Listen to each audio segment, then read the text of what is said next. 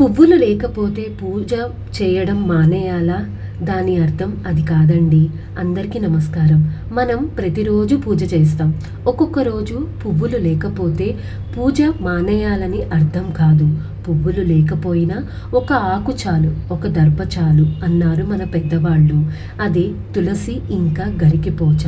ఇప్పుడున్న పరిస్థితుల్లో పువ్వులు కొనాలంటే చాలా ఖరీదుగా ఉన్నాయి.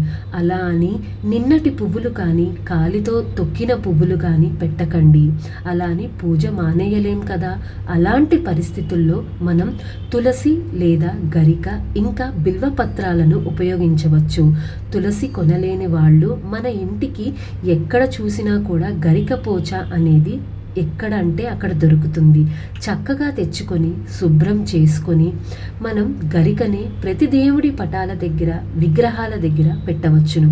అందులోనూ వినాయకుడికి గరిక అంటే ఎంత ఇష్టమో మన అందరికీ తెలిసిందే.